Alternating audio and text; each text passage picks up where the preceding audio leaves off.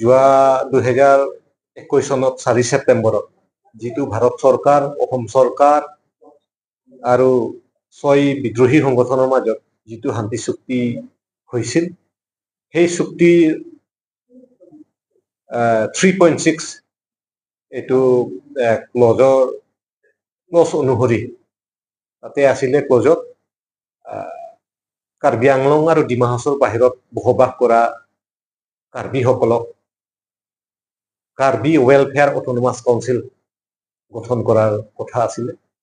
আৰু এইটো যোৱাকালি অসম কেবিনেটত এইটো সিদ্ধান্ত লোৱা হ'ল।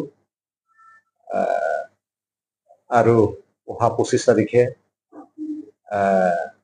এইটো বিল উইণ্টাৰ ছেছনত এইটো বিল উত্থাপন হ'ব বুলি আমি খবৰ পালো। সেইকাৰণে আমি 6 সংগঠনে আমাৰ যিটো শান্তি চুক্তিৰ দফা এইটো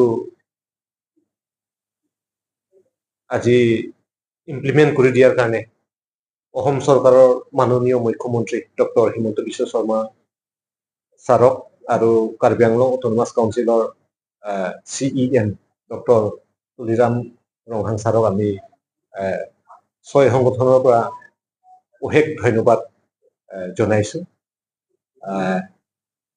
তেখেতসকলে যিটো শান্তি চুক্তিৰ সময়ত যিটো কথা দিছিলে, প্ৰতিটো দফা নিৰ্ধাৰিত সময়ৰ ভিতৰত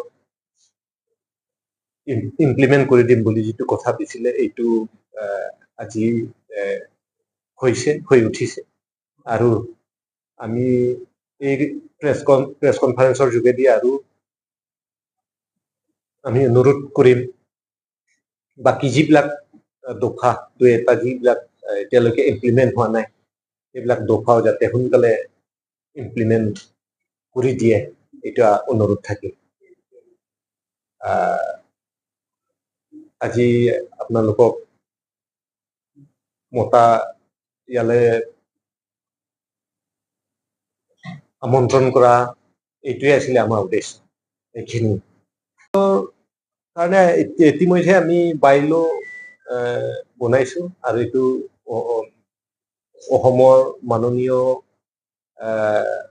WPT NBC minister doctor Ranoj পেগুদেৱক আমি অলৰেডি ছাবমিট কৰিছো। তাতে আমি টোটেল 30 ডিপাৰ্টমেণ্টছ আমাক প্ৰদান কৰিবৰ কাৰণে আমি অনুৰোধ কৰিছিলো। তো আমি আশা কৰিছো WPT NBC ডিপাৰ্টমেণ্টে এই আটাইকেইটা আমাৰ দাবীসমূহ মানি ল'ব বুলি আমি সম্পূৰ্ণ আশাবাদী।